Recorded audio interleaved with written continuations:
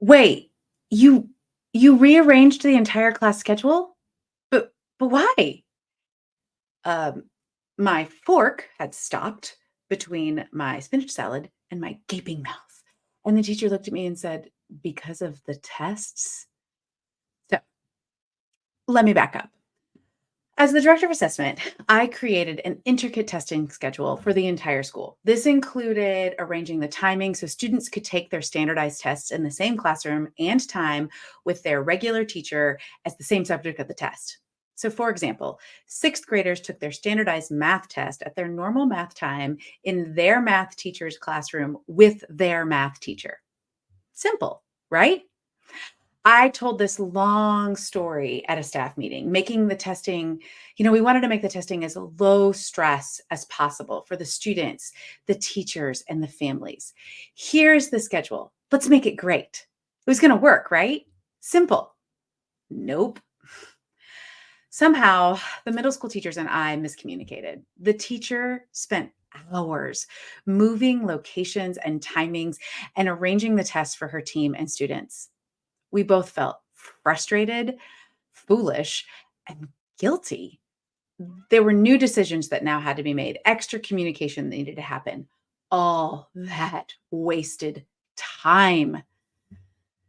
Communication is the primary engagement tool that we use to get anything done, which is why communication is a necessary skill for each and every leader. So, in this communication failure, I had to get really honest with myself. My Enneagram 7 personality impacts the way that I communicate.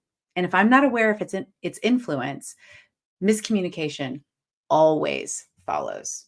So, if you're new to the Enneagram, it's a personality framework that shows us why we think, act, and feel the way we do. So, before I tell you what I discovered when I started putting the Enneagram with my communication style, here's a bit about how each Enneagram type likes to communicate. Enneagram 8s. I just tell it like it is. Challenging and commanding. The directness of an 8 often brings great clarity, but it's distracting when it's paired with intense anger. Enneagram 9s.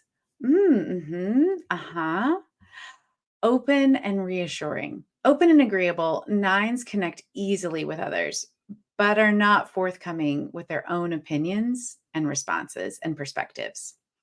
1s. Here's what's right. Polite and moralizing. 1s hold really strong opinions, and they freely share them. However, they may not always recognize them as opinions, thinking they're just saying what's right or wrong. Enneagram 2s. That's great. Listen and advising. You feel safe and warm when you're talking with 2s. If they think it might hurt someone's feelings, 2s circumvent clarity with compliments or extreme subtlety. 3s, make it snappy. Efficient and promoting. 3s are great motivators, but they are easily frustrated with lack of focus in a conversation.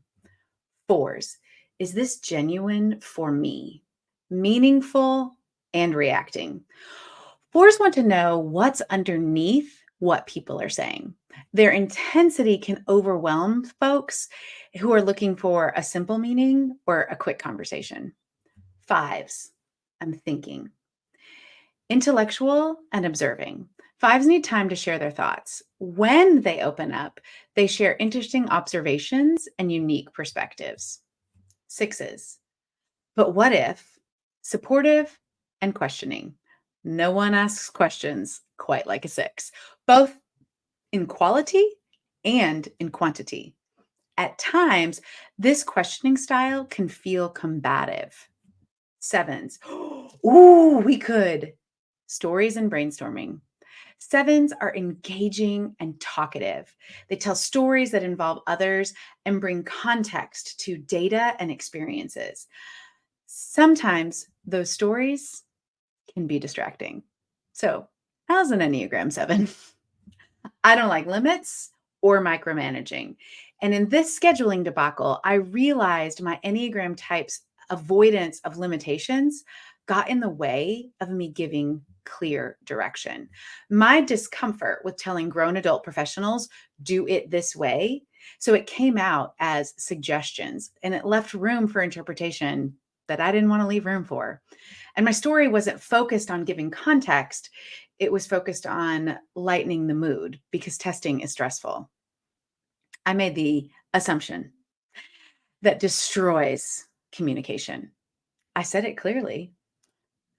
All of this clashed with the teacher's Enneagram 5 personality, a reserved communication style preferring to solve the perceived problem with competence without asking questions. Sometimes failure is our best teacher, even when we wish we were in a different class. I think that scheduling experience was the first time I used the self awareness wisdom of the Enneagram to improve my communication. In the decade that has followed, I continue to find the Enneagram is the most powerful tool in my own leadership and with my individual and corporate clients. So, what about you? Do you know how your Enneagram type impacts your communication? I know this can feel a little bit incomplete. I mean, because it is. I'm sure you've got lots of questions. How can my Enneagram type improve my own communication? What do I do when I'm working with other Enneagram types? What about my parents and my partner, my friends? I got you. I created Say It Like This. It's an Enneagram communication guide. So, Say It Like This includes the purpose of communication, why communication matters, because I always like to start with why, the Enneagram centers of intelligence and questions to get at all three, and descriptions of each Enneagram type's communication style, including what to work on for each Enneagram type and how to communicate better with each type. This guide has actionable tips for you.